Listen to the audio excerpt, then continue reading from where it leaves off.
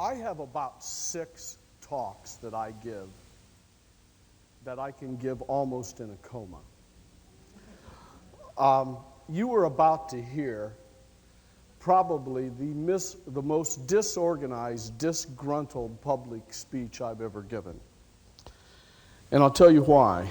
I've been in self-publishing since 1968, and some people say that if you get one good idea from a seminar, it's been worth your money. So far, I have 112, and I think Ted Nicholas deserves a hell of a hand for that.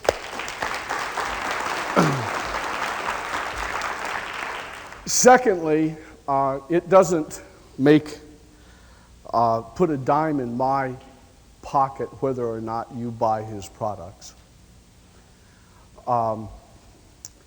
And perhaps you shouldn't. Perhaps you should spend the next 25 years learning this stuff the hard way. Because my motto is, you got to be tough if you're going to be stupid. So if you're tough enough, don't buy this stuff. You'll learn it yourself. You know, $250,000 and a quarter century later. I've listened to the audience's questions, and I feel that they have been all intelligent questions. But I also feel they were nearly all off the mark. You people have asked about printing, you've asked about fulfillment, 800 numbers, merchant accounts. Those aren't stupid questions. But let me try and emblazon something in your mind. In self-publishing and in direct marketing, if 100 equals success, 99.9 of that success is getting the sale. And that's what all of your questions should be about. Where do I get my books printed? There are 10,000 people who can print your books. How do I get an 800 number? There are 10,000 services or whatever many for that. How do I get my orders fulfilled? People in the phone book have solved those problems. Never worry about problems that have already been solved by multitudes of people. Now, I'm not berating you for asking these questions. I'm just saying you're asking these questions out of sequence. Because in the larger scene, the answers to those questions are of very little consequence. If you don't know the answer to the one big question, and that is, how can I sell my product on a cost-effective basis? That's what I'm going to talk about. I'm going to talk about how you sell your products, not how you fulfill them, not how you get them printed, not how you get an 800 number or anything.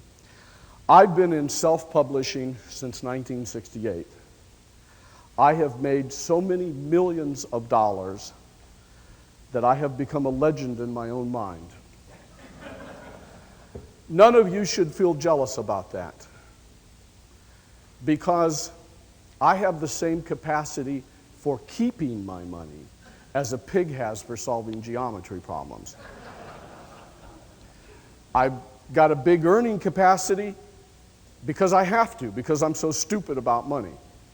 But because of self-publishing, and even though I'm an idiot about keeping money, I still manage right now to live in Key West, Florida, in a beautiful home with a double-sized yard, a swimming pool, a jacuzzi, and a waterfall. I drive a Cadillac, bought a Rolls Royce for my girlfriend.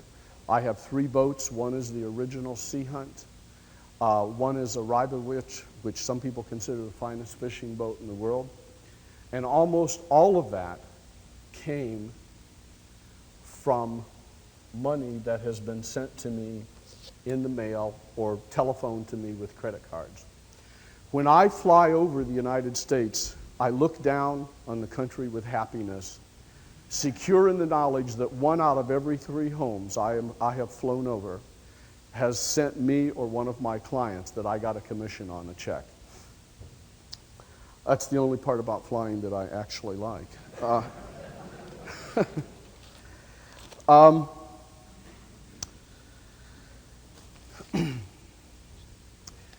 If selling is the number one thing you have to concern yourself with, then the number one question you have to begin with, the bedrock, is what is it that I am going to sell?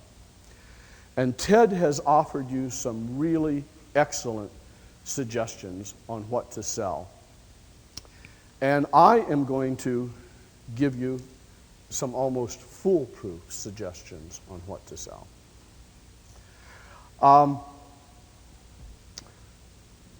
What you want to sell, ideally, is a superior version of a book or other information product that is already selling well with superior advertising. It costs too much to be a pioneer when the road has already been paved. Now, how do you find products, books? I'm just going to refer to books, but when I say books, think videos and all the other things. But let's just keep. How do you find books that are selling well through direct response? It's very simple. You get letters in your mailbox, if you're on enough mailing list, about them over and over, or you see them repeated in magazines over and over and over and over. One of the things, a lot of people think of me as a creative genius, and although I would be the last to deny that, the truth is most of my success, more of it comes from cowardice than it does from creativity. And I'm afraid to try and sell diet pills to weightlifters. I'm afraid to try and sell gain weight formulas to fat people. I want to sell things that are already selling. Now, I not only publish my own material, I also have an elite handful of clients that I work with in such a manner that if they let me choose the product, I guarantee that they will get a winner. And I charge an awfully lot of money. And if I don't produce a winner for them on the first time, I have to do it on the second time, and so forth. So I try and make damn sure I do it on the first time. I'm not going to read all of this letter because much of it's confidential. But I have a number of clients that I've worked with on this basis, and I spent hundreds of hours picking the product that I would sell for them. I'd like to share with you my choices that I outlined to them in a letter I wrote Saturday, November 28th. There's 10 products. I'm not going to tell you about 2 of them. They are confidential. But I am going to tell you about 8 of them, and they are all books.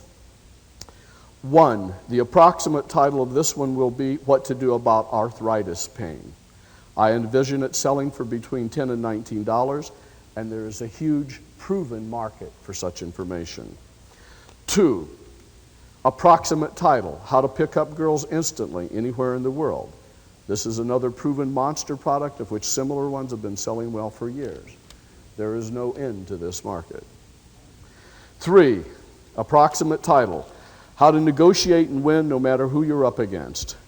And I went on to say, you know, every time I get on an airplane and leaf through the in-flight magazine of whatever airline I'm on, I see a multi-page ad for the Karbo negotiating seminar. It cost hundreds of dollars to attend this seminar, and I believe $317 to purchase the tapes of same. I'm sick of seeing this ad. It has been repeated so often for so many times that whomever running it must be worth a fortune. Now imagine someone having read the Karbo ad and then a few pages later seen another ad for a negotiating book which gives the Karbo and other techniques and much, much more and selling for only $39 to $69. Seems like a natural to me. 4, approximate title, 57 proven ways to lower your golf score. Combine a killer ad with a low price tag, $19 to $99, and I think the golfers of America will gobble it up by the thousands. 5, approximate title, 27 secret ways to melt off body fat, hour by hour. What can I say? There's just no end to the market for diet information. 6, approximate title, latest facts on how to cure prostate problems. If you're anywhere near my age, you almost certainly know prostate problems are a major concern to the majority of men after they reach 50. Books offering this type of info have been selling like hotcakes for years, and there's no end in sight. 7, approximate title, how to flatten your stomach in the fastest way humanly possible. The flatten your stomach appeal has been pulling well for over a decade, but I can't help but wonder how much more profitable it would be with one of my ads pulling in the sales. 8, approximate title, how to get what the U.S. government owes you. This was my first successful mail order book idea, and like the Social Security ad and book, it has been copied profitably by many others, and I say they're like hyenas yapping at my heels in different variations. Personally, I think it's time for me to get back into this game and create a super book which will be sold with a super ad.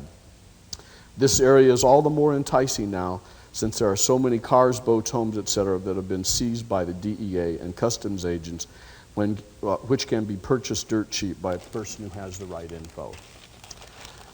Why did I pick those projects? I don't think there's any mystery or any of you have any doubts about why I picked those projects. They are proven appeals. They are never-ending concerns of people. Get up in the morning and read USA Today. How to give your golfer an extra 50 yards for Christmas for only $9.95. Golfers are like heroin addicts. They will spend any amount of money for any gizmo they think will take 2 or 3 strokes off their game. Are there any golfers in the audience? Is that not true? That's absolutely true. Reading USA Today, I picked up an ad. Does a man's prostate have to grow into a problem when he grows up? Would you raise your hand if you're a male over 50? Would you agree that there's never going to be an end for the market for prostate relief? Huh? What now? It is crucial for you to know what appeals work. The most important thing Ted said in this seminar, if you never get anything else out of it, is that you don't sell people what they need, you sell them what they want. You can swim upriver if you want to, and trying to sell something that's trying to be logical about selling is one of the most difficult swims that you are ever going to make. I'm going to suggest another couple ways for you to get ideas for products. One, Ted mentioned you should get the SRDS Consumer Magazine book, and you should. Because when you read of a special interest magazine and find out its circulation, you know that there is enough people, and they have captured the names and addresses of those people to be viable. Like model railroading. You wouldn't believe the publications. You know how many model railroaders there are. But you should also get the SRDS list book. And you should read the descriptions of those lists. It should be your nighttime reading. What they do is they list nearly every mailing list available in America. They tell you who owns the list, how to contact them. They tell you how many names are on the list, what the average unit of sale was, and what the appeal was and what they bought. And you will see lists all the way from a couple hundred names to 78 million names.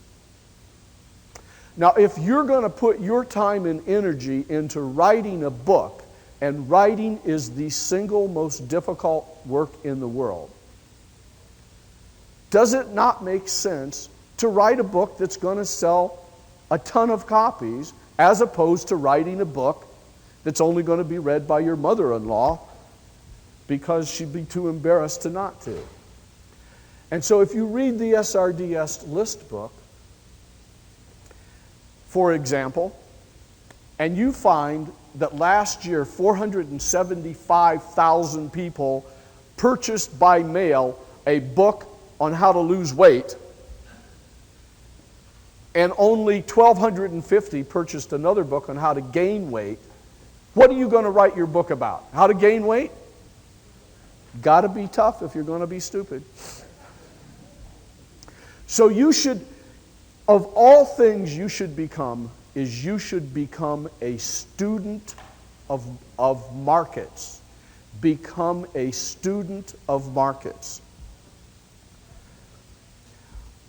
Now, having said that, I am now going to talk about what I call selling formulas.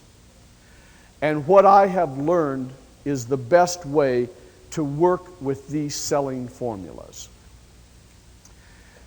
What you really have to do is you have to get your selling presentation down on paper.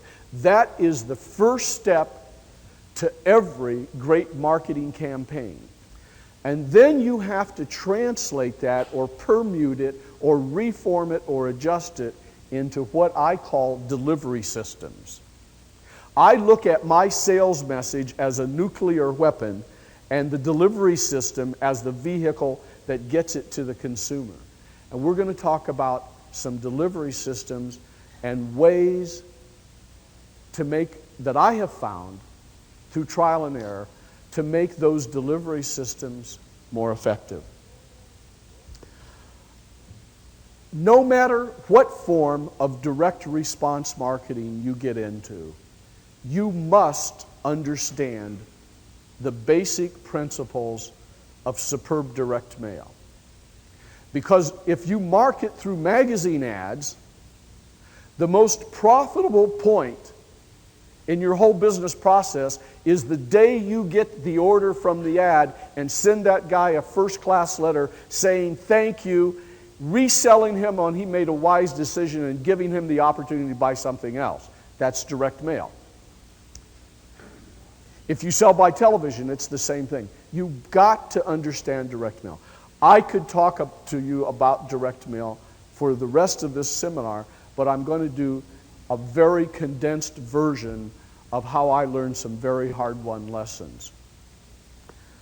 The first thing I ever published, well, the first thing I ever tried to publish was something called The Modern Homemaker's Budget Decorating Guide. And when I discovered the world of mail order and direct response, I was so enthralled by it. I read every book, bought every course, traveled to the Library of Congress. I would drive 100 miles to buy a $10 manual. I went to the library in Manhattan when I lived in Ohio and could hardly afford to get there. And I studied everything, and I learned everything these advertising experts had to teach me about magazine advertising and direct mail. And I started working in direct mail, and I followed all those rules, and I just lost all my money. I went down the tubes.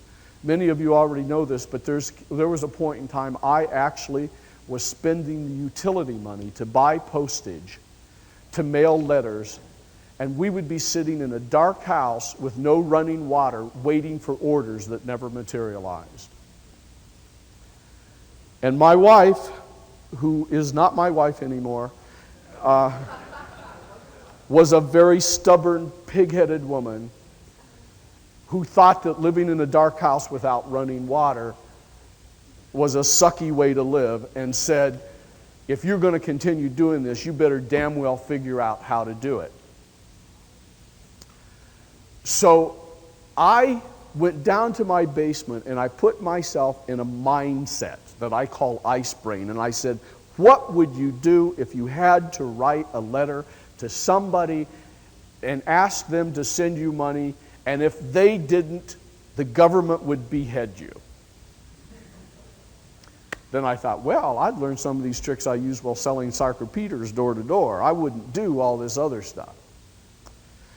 And very briefly, the way direct mail is supposed to work, according to advertising agencies, is like this. You hire an expensive copywriter to write your letter. You hire an expensive graphic artist to doll it up with expensive color artwork. Then you have a very expensive brochure made. Then you have an envelope with teaser copy written on the outside. Then you have a letter shop assemble all this. And because bulk rate postage is cheaper than first class, you have that postage printed on. It gets delivered to the post office. Postal employees, being very ambitious and vigorous about the job and happy to get your mail, they sort that mail as fast as they can. They send it through the postal system. All the other people in the post office system are really happy to be dealing with your bulk rate advertising mail, and the end courier hurries and delivers it to the prospect who's standing there with her whale box just waiting to buy another copy of a book like yours, and she takes it, rips open the envelope, writes a check, and sends it to you, and you get rich. It works slightly different than that. The way it really works is like this. If you do your mail like that, on the average, letter shops in America only deliver to the loading office of the post office 90% of the mail that they charge you for. I'm not saying all of them are dishonest. I'm making a generalization. There are some very good ones, very honest people. So you've paid for 100,000 letters and only 90% of them have gotten delivered to the post office. That's where they weigh them, and they give the letter shop owner a receipt that says that he delivered 100,000. How do you get a postal employee to do that? Drugs, money, and sex. It's real simple. Okay, so now he gives you a receipt and that says you've mailed 100,000 letters, but you've only mailed 10,000. When you mail bulk rate, if someone has moved and left a forwarding address, your letter doesn't get forwarded. On any given mailing list, it's almost always going to be 7% dirty. So now you're down 17% of your letters because they didn't get forwarded. In addition to that, 17% of properly addressed bulk rate mail that's obviously advertising gets thrown away from the post office. That's the average. So now we're down 34%. That means you paid for 100,000 direct mail sales letters, and you've got 66,000 of them delivered, if my math is correct. Now comes the really bad news. And I know I've said this, some of you have heard this many times before. I never apologize for repeating it. It is the most important thing you will ever learn about selling by direct mail. You should write it down. The people of America sort through their mail while standing over a wastebasket. Of the type of mail I have just described, 75% of it gets thrown away unopened. That means if you mailed 100 letters, the way the advertising agencies and all the experts teach you to do it, all the phony experts, you mail 100 letters, you'll get 66 of them delivered, and 75% of that thrown away. What's that leave us with? 16 letters out of 1,000 that actually got to the target and got opened. Here's how to avoid that. It's my semi-famous A-pile, B-pile theory. I believe the people of America separate their letters into two piles. One pile I call the A pile, which is everything that is or appears to be a personal letter. The B pile is everything that's obviously advertising. Everybody always opens all of their A pile mail. Most 3/4 of all B pile mail is thrown away unopened. How do you get your mail in the A pile? It's very simple. Suppose you like or dislike what I have to say here, and you decide to write me a letter about it when you go home. What you will do is you'll go home and type the letter, or if you have a secretary, you'll dictate it and she'll type it, you'll proofread it, sign it, you'll put an envelope, you'll write or type my name and address on the outside of the envelope, you'll take a real honest-to-God postage stamp, put it on there, and you'll put it in the mail to me. Right? You won't put any teaser copy on the outside of the envelopes. Personal messages don't have that. Did you ever get a letter from your lawyer where on the outside of the envelope it said, "Here's hot news about your new lawsuit"? Did you ever get a letter from that lady you had a one-night stand with in Atlanta where it said on the outside of the envelope, "Honey, you were great last night"? Personal letters aren't written that way.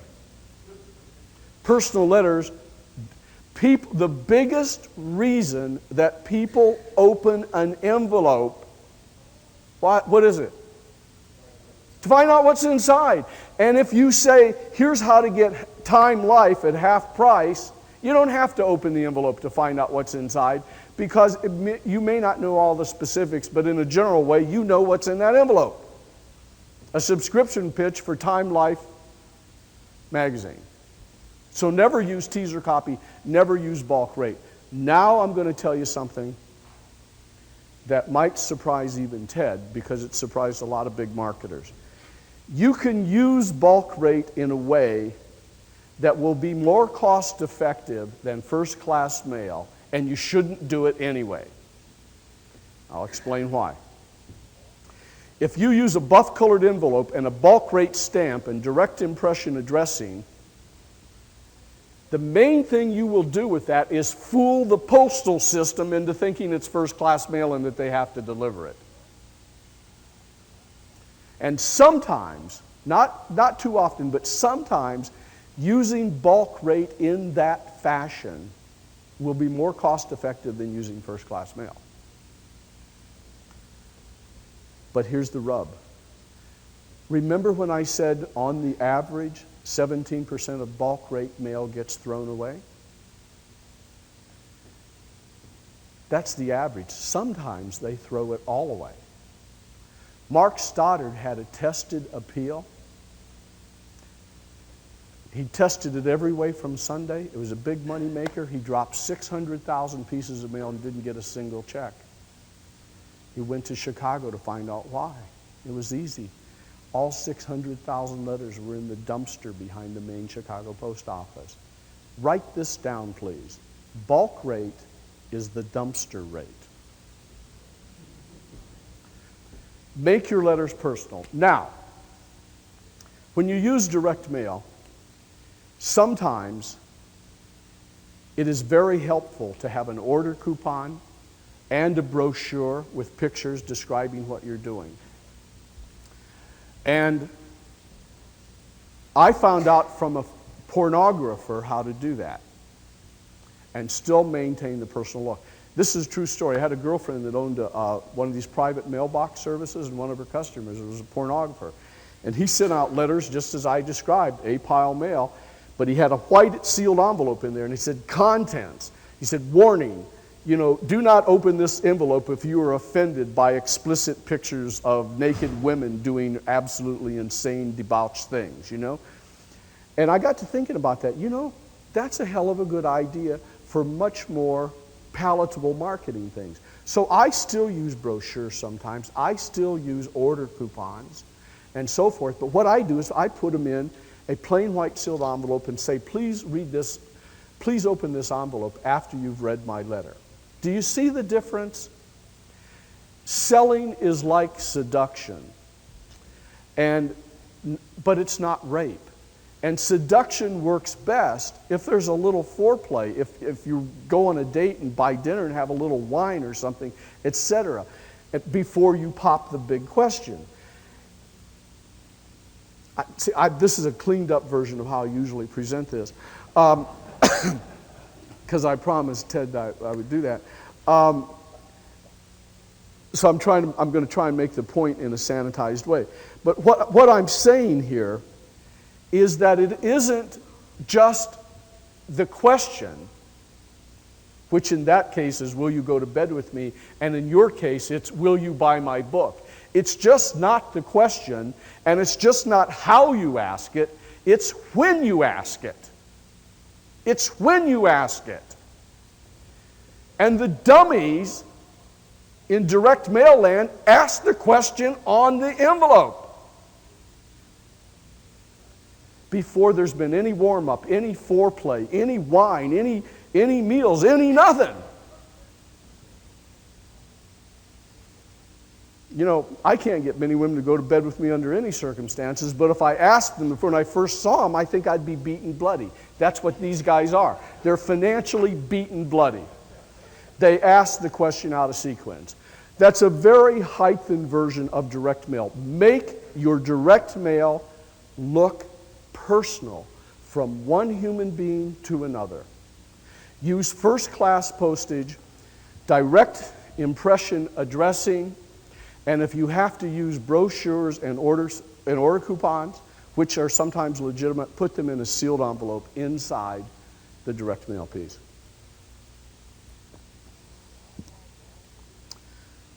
When I followed all the rules those people had taught me, as I said, I failed so badly my utilities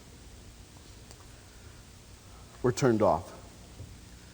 When I followed the concepts that I just presented to you, I sat down and wrote a one-page letter, contained 361 words. I used to brag that it was the most widely mailed letter in history, that there was 140 million of them mailed. That was before the guy who bought the company was at a recent seminar of mine and revealed there have now been 500 million of them mailed. But when I was there, it took 40 women to make our bank deposit. We took in 20,000 checks a day. You know, that was back when making 100 grand a day was a big deal. I can't believe I sold the company and blew the money. Anyway. But I've been using those techniques ever since, and they work. And I ask you, do they not just make common sense? Listen, I want to see everybody raise their hand who automatically always throws away their personal mail. Now I'd like to see everybody raise their hand who routinely throws advertising mail around. Raise your hand. Look around. Everybody does it. Don't ever let anybody talk you out of this. That's one delivery system and how to strategize it. Let's talk about another delivery system. Another delivery system is print advertising. And you are getting some of the best advice I've ever heard from Ted Nicholas about print advertising. And what I'm going to say is very similar to what he's saying, and maybe it'll just reinforce it, or maybe it'll give you a slightly new perspective. Here is the best thing that could possibly happen to those of you who have a book you want to sell. This is the dream scenario. A reporter hears about your book. This reporter works for the New York Times Book Review. And he gets a copy of it and he reads it. And he falls in love with it. So much so that he wants to meet the author. Or authoress, would that be correct? And he flies out to meet you. And not only does he fall in love with your book, he falls in love with you and your wife and your children and your dog and your cat and everything. And he goes back and he writes a full-page rave review about your book. And as a public service, in the last column of that review, he tells people the price of the book and how to order it. Now, I have a surprise for you. That is unlikely to happen. But you can make it happen. You be that reporter.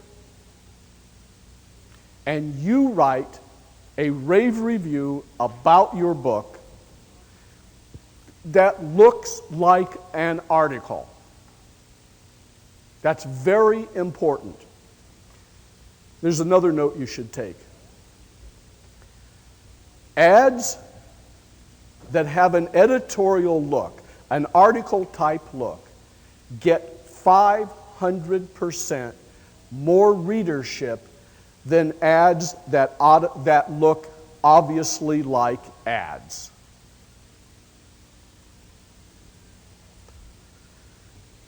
So write your own rave review. I have mixed results from using coupons and not using coupons in the ad.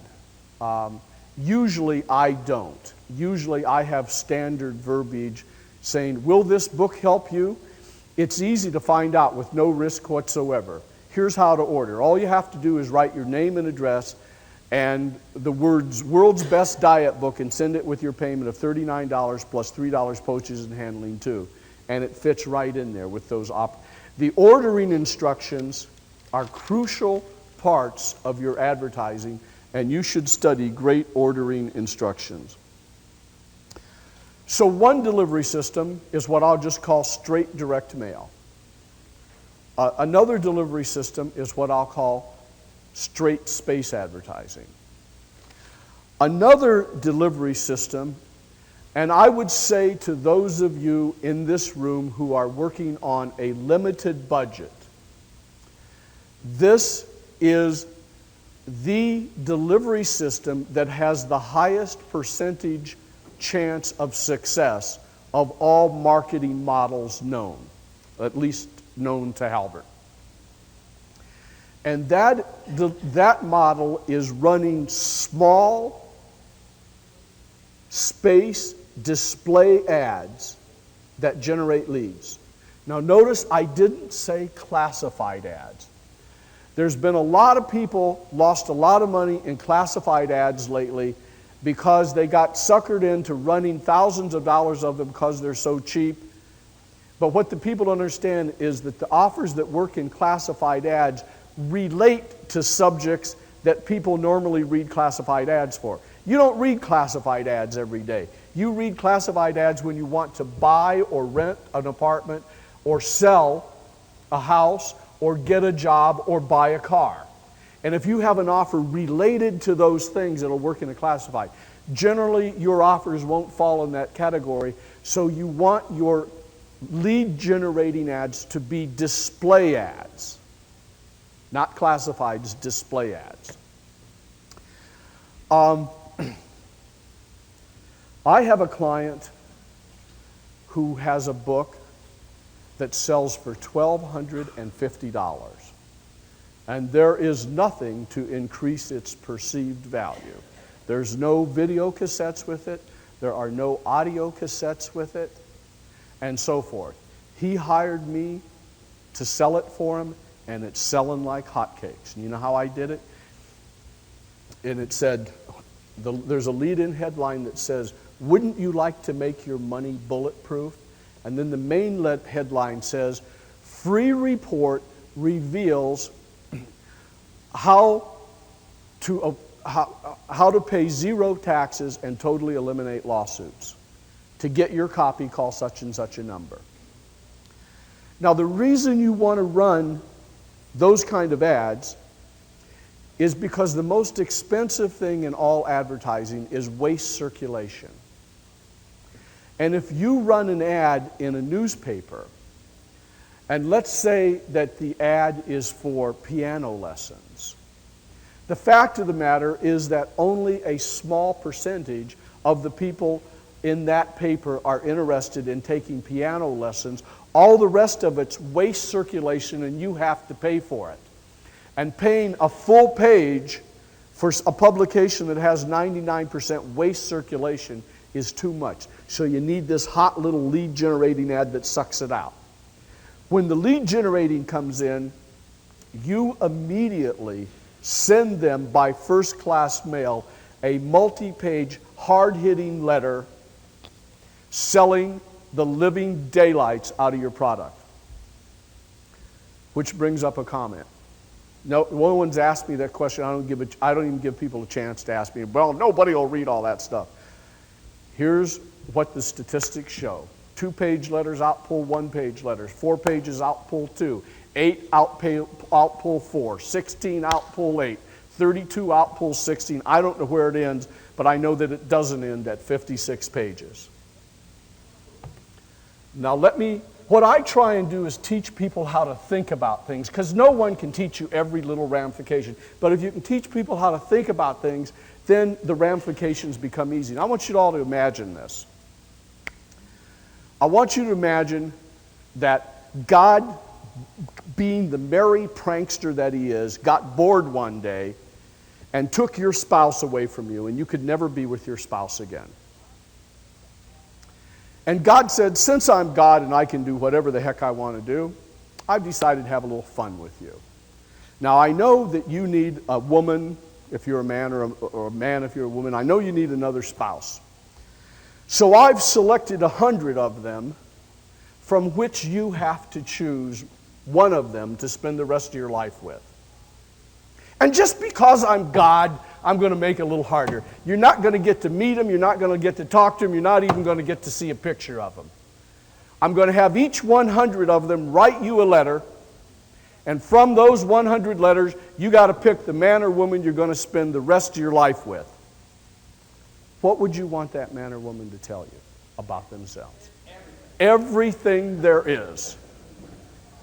I mean, would you like, hi, my name is Bunny. I like astrology and walks on the beach. Sure hope you pick me. That ain't going to make it. That's standard advertising agency stuff. Know this. The people who are non-prospects aren't going to read 3 paragraphs of your ad. The people who are genuine prospects for your product want to know every single damn thing there is about it as long as it's still relevant. Do not worry about long copy as long as it's still relevant.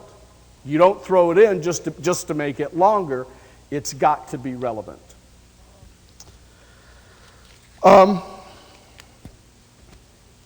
Another thing that you might be interested in product, in determining what to market. There's a company called American Business List. And what they do is they computerize on a daily basis every ad that appears in all the yellow pages of all the 5,000 telephone books in America.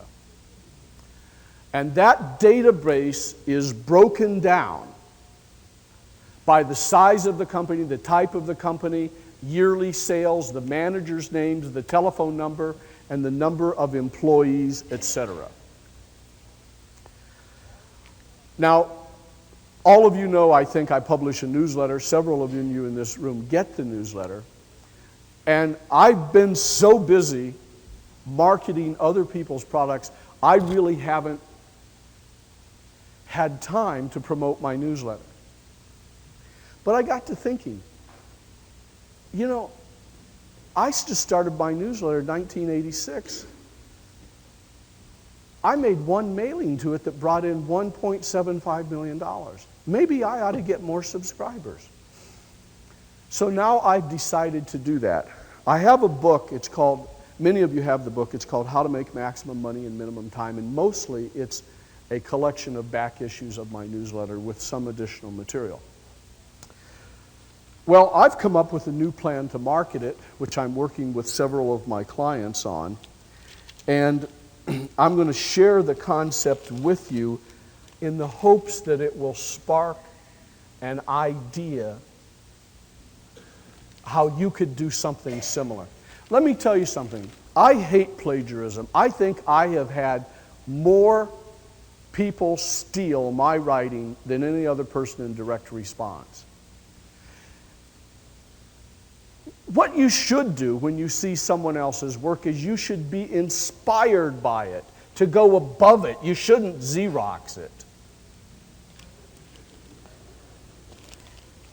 Anyway, let me tell you, this book that I have, How to Make Maximum Money in Minimum Time, Again, we're talking about selling formulas. And here's one I'm about to try. I'm going to take the attorneys in the United States. There's 415,000 attorneys. And I'm going to send them all a letter, and it's going to have a big headline across the top, and it says, "Free book by top ad expert reveals how any attorney can double the profits of his law practice." And then I'm going to customize the letter from an attorney's point of view so that he can visualize how the concepts in that book can build his practice. In fact, we're also going to customize the book for attorneys. And then what am I going to do next? My next, I'm going to say, "Free book by top ad expert reveals how any dentist can double the profits of his practice in less than 60 days. And then we're going to go to chiropractors. We're going to go to small business owners, etc. You can make a major, material, magnificent difference in the profitability of your marketing efforts by repositioning your product and your advertising appeal. I'm going to recommend a book that you all should get. I had to travel to the Library of Congress and have someone photocopy the book for me. It was written something like 60 years ago. It remains the best book on publishing, the most informative book on publishing ever written. It's called The First 100 Million. And it's written by a guy named E. Julius Hadelman. Now you can either get it, I don't know if, I have a subscriber who has a lot of out-of-date marketing books, and his name is, what is his name? Carl Galletti. And if you want his number, you can call my office, and one of my secretaries will give it to you and ask him if he has it. If he doesn't have it, it is worth your while to pay somebody in the Washington, D.C. area $200 or $300 to get them to Xerox a copy of that book for you, and I'll tell you why. E. Julius Hadelman used to sell something called the Little Blue Books. And he would run full-page ads. And the books sold for a nickel, but you had to buy 20 of them. You had to pay $1 worth. And he would categorize them like foreign languages, ethnic jokes. They were all, and most of them were how-to books, self-help, etc., etc., etc. Now, the unique thing about the way he was selling it is that people bought what they really wanted to buy. Now, you women don't know this, but when Playboy first came out, guys like us didn't have the stones just to go say, "Hey, give me a copy of that and pay for it." That isn't the way you bought Playboy back then. You bought National Geographic, and you bought Time, and you bought Life, and then you bought Playboy, and you stuck it in the middle there, and then you took them up to the clerk, and it would be, and that's how you buy Playboy magazine when it first came out. Well, guess what? Hadelman, after he had sold 100 million books, kept statistics on every one of those books he sold, and he is able to rank the appeal of books in absolutely strict numerical order, and that ranking is almost 100% valid yet today because human nature never changes. Guess what the number one appeal for books is in America? You got it. Back then, it was what every girl should know and what every boy should know. They couldn't use the kind of titles we can now. But sex was the number one appeal. And Hadelman found out, as Ted Nicholas has told you, by changing the title of the book without changing a word of the concepts, you could increase the sales 500, 1,000%. Some good titles the best, if you're stuck for a title, you can never do better than How To. Some other good ones are Secrets of, The Art of, An Amazing Way To, Now at Last, and so forth. But he has those, and those titles make great headlines, and that book should be in everybody's library because it gives you an exact statistical representation of what is inside Americans' minds in rank order. And the information is as valid today as it was before. Let me see some of my notes, what I want to say here. Formulas. I sell a newsletter. If you are thinking about going into the newsletter business, you should know that is the most difficult form of information you can sell.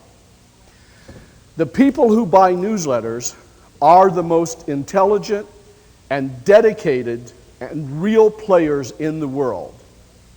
The reason the other people don't buy it is they don't understand that success is a process and not an event, and they want the miracle answer right now. And that's not what you get with a newsletter.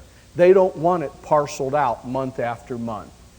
They want one $10 book that tells you where to find the magic genie and what spot on his belly to rub to make the money rain out of the sky.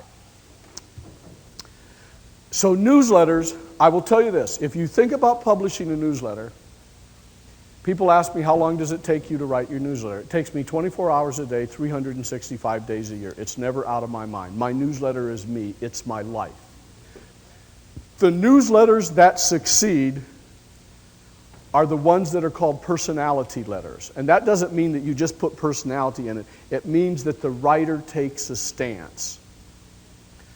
If your newsletter doesn't offend anybody, you won't get a high percentage of renewals. I don't write my letter to deliberately defend people, but I take very strong stances, and I write my newsletter the way I would talk to you after you and I had gone out and had a few drinks together, and we said, hey, let's cut through all the crap. Gary, tell me blah, blah, blah. And some people appreciate that, and a small percentage of uptight PhDs who never made an honest buck in their life do not like that kind of action. But if you're going to write a newsletter, if you're going to publish a newsletter, number one, make sure you are a stone flat out total expert in your field. Don't try and fake a newsletter. Number two, put your personality into it. But this is about how to sell it. And if you're selling a newsletter, there's one way to sell a newsletter that works very well. And that is, you give away something valuable that person can keep if they give you a trial subscription to your newsletter, and if they decide to cancel, they still get a refund and get to keep the premium. And that premium should be related to the newsletter and contain the immediate magic genie answer that they're looking for, so it satisfies both situations. That's one selling formula.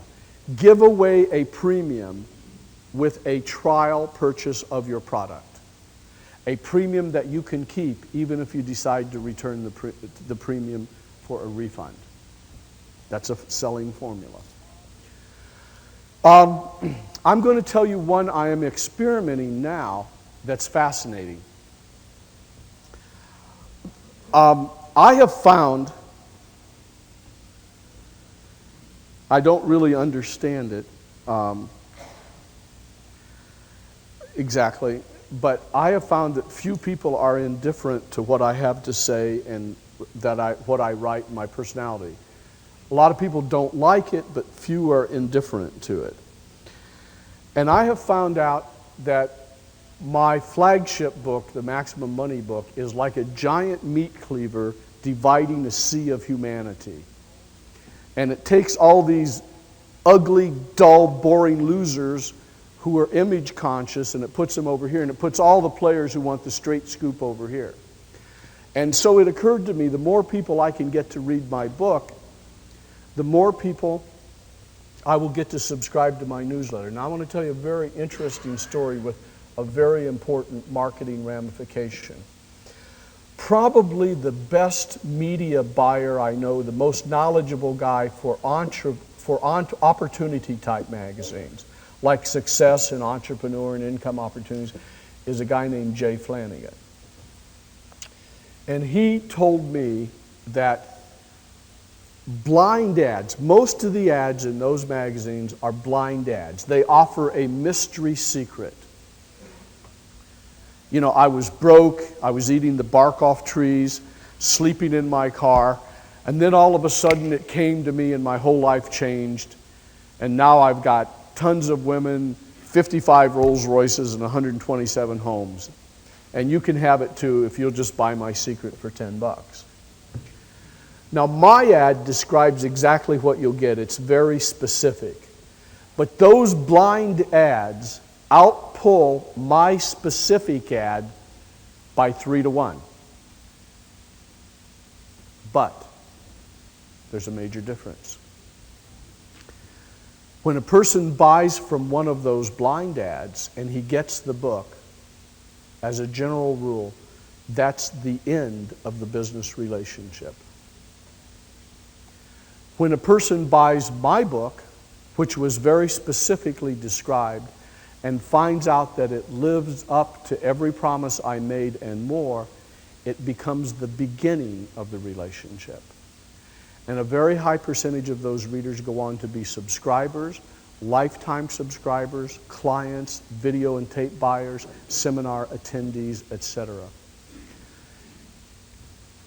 If there's anything you want to have etched in your mind about the marketing equation, it's what Ted said. You should think of yourself as building a relationship, not making a sale. Your first sale is the most unprofitable one you will ever make. But if you satisfy your customers and deliver more than they ever thought they would get, that is so rare in America that they will buy from you over and over and over. And I thought it might interest you to know something I'm experimenting with, because it may be a formula that possibly you could use if you have any high-priced products to sell. I ran recently an ad, 1 column wide, 13 inches high, describing my Maximum Money book. And it's a financial newspaper called Investor's Business Daily. And I offered the book for $10. I then ran another ad about a week or 2 weeks later. It was the same ad, except I offered the book free. Giving the book away free got me 3.2 times more orders than asking $10 for the book. The ads cost about $713 a piece, which means I have a little less than $1,500 in advertising in those books. Now here's what I did as they came in. This is a formula. As soon as we got the order for the book, whether it was a $10 order or the man got it free, the first thing they get is a personalized letter with a dollar bill attached to the top of it that says, "Thank you for ordering my book." Oh, I just say, I have a standard opening. Did you notice there's a dollar bill attached to this top of this letter? There are 2 reasons. Actually, there are 3 reasons. 1, I have something very important to say to you, and I want to make sure this letter would get your attention. 2, since what I'm writing about concerns money, I thought using the dollar as an eye catcher was especially appropriate. Here's what it's all about. Recently, you ordered my book, How to Make Maximum Money in Minimum Time. I am writing this letter to let you know that the book has been sent to you, will be sent to you tomorrow by first-class mail. The point of this letter is not to sell you on anything, because you've already bought the book. The point of this letter is to sell you on just reading it, because unlike other books, it doesn't contain a lot of hot air. It it lives up to all the promises, and I retell him what he's going to find out about when he reads that book. And at the end I say, you know, you can do, as far as the dollar is concerned, you can do whatever you want with it. You can buy yourself a beer, give it to charity, but let me tell you what I hope you do with it. I hope you frame it. And I hope a year or two from now, somewhere down the line, someone asks you about that framed dollar on your wall, and you say, well, that's the first dollar I ever had because of my relationship with Gary Halbert, and since then I've gotten over $1 million more. And I tell them it's happened many times, and it has. So imagine that you order a book. Would that, write this down. Astonish your customers. Astonish them. Astonish them. Astonish them with the quality of your service and your dedication and your products. Astonish them. The Japanese do it, and we are indifferent. Dave Barry went to a hotel in Japan. The faucet leaked. The whole place panicked. They sent a whole crew up there. 15 minutes. I'll bet you in the hotels of America, you're just a pain in the neck if your faucet leaks. They don't want to know you. Astonish your customers. It'll pay off so much. Imagine, you don't know me, many of you do, but if you had known me and you honored that book, and the first thing you got was a letter with a dollar bill attached to it, urging you to read it because you made a wise decision. You should see the letters I get just from that. Step 2 is I send them the book, first class priority mail. Step 3 is I send them a letter by Federal Express. And it's a short letter, it's a cover letter. And it says, I want to thank you once again for recently ordering my book, How to Make Maximum Money in Minimum Time. Say, listen, I understand human nature, and I know that a lot of people who buy my book are just voyeurs and wannabe and just would-be entrepreneurs and never will use any information no matter how valid it is. On the other hand, many other of the people who read my book are real hustling, ambitious, intelligent go-getters that realize the value of good information. And if you fall into this latter category, you're going to find the contents of of what's in the sealed envelope extremely valuable. And when you open it up, you find out my pitch, which I worked a month on, me and John Carlton, on how to become a lifetime subscriber, which costs almost $3,000. That's a formula. Now, you may be interested in knowing the preliminary numbers on that formula. At this point, it's paying out 10 to 1. Think of it, though. Think of what I'm doing. First of all, I'm making damn sure I'm selling the best book on the subject in the world. Secondly, I'm sending them a dollar bill thank you letter and suggesting they frame it because maybe $1 million more may come. Thirdly, I'm sending the book to them first class priority mail. And fourthly, I'm sending them a Federal Express sales letter. By the way, my company is the biggest user of Federal Express in Monroe County. We're even bigger than the military. And the thing is, have you ever dealt with a direct marketer that gives you that kind of attention? Formulas. Now, let me see what else I got of here. I want to take a look. Okay. Just a couple other notes, things you may be interested in knowing. When you mail direct mail the way I told you to using first class mail, if at all possible, deposit your mail at the post office on Saturday. You want your mail ideally to arrive on Tuesday, Wednesday, or Thursday. So deposit your mail on Saturday. Another thing that may interest you is that when you use direct mail, count the day you deposit your mail as day 1, and on day 12, generally, you will have half the orders you're going to get, half the money you're going to get. We call that double day. In first class direct mail, the 12th day is generally double day. When you advertise in newspapers, the first 2.5 days worth of orders is usually half of all you're going to get. If you advertise in a national newspaper like USA Today, and you offer them the option of ordering by phone and by mail, approximately, and this is very rough, don't rely on it, all the phone calls you get on the first day by 5 o'clock will represent approximately 10% of all the orders you're going to get.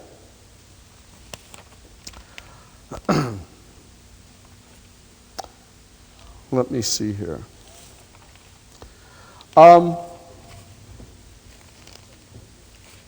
going to tell you one more story and then I'm going to conclude. Ted talked about active listening, active viewing, and active watching. You got to be conscious to make it in this world. You got to be alert, you have to be focused, and you should think of yourself, please write this down, become an opportunity detective. I would like to tell you a story about an opportunity detective, which was me. For some reason that I can't remember, I was visiting the Akron Beacon Journal newspaper. And I was talking to one of the executives there. And he was showing me this little form that they sometimes run as a public service called Request for Statement of Earnings. And this little form, you send it in, and you find out how much you've paid into Social Security. And he said, but we don't run anymore. And I said, why not? And he said, because even if we bury it on page 74, we get so many thousands of requests it ties up our staff. And when they would bury it on page 74, I worked out the statistics, something like 17% of their circulation were sending those forms in. So it goes click into my mind. So then I knew that Social Security was a hot subject. So I wrote an ad called How to Collect from Social Security at Any Age, and it had a double coupon. And it said, you fill out the first coupon, and we'll send it to the proper government agency for you. And they will, in turn, send you a statement showing exactly to the penny how much you paid in. And when you fill in the second coupon and send it in with your payment, we're going to send you a book that tells you how to maximize the return on all that money you paid in. That was in the 1970s. And when we ran that ad in newspapers, we got 35 orders per every 1,000 circulation. I don't know if any of you know what that means, but if you're in direct marketing, you did. And we made a net profit selling that little book at $3 of $1 million. That book has been ripped off many times. So I decided to rip off the rip-offers, and I've written a new ad for one of my clients. It's called How to Collect from Social Security and Medicare at Any Age. And it puts all the new advertising techniques that I didn't know when I wrote the original ad. I'm going to conclude by asking a question of you. How many of you have books already that you want to sell? May I see your hands? How many of you are working on books you want to sell? How many of you would be interested in selling those books by the boxcars full without having to learn how to write copy, without investing any money, or without paying any printers or taking any risk whatsoever? Does any of you would like to do that? Well, good, because I'm looking for products to sell. And if yours is viable, I'll take it on, get the financing, write the ad, and do the whole thing and give you a commission. Does that sound like a pretty good deal? And I'm pretty good at it. That's all I have to say, except that one of the biggest mistakes people make in selling is that they forget to ask for the order. They get real shy about that. And I'm going to get off the stage now. What I want you to do is give me all a big hand.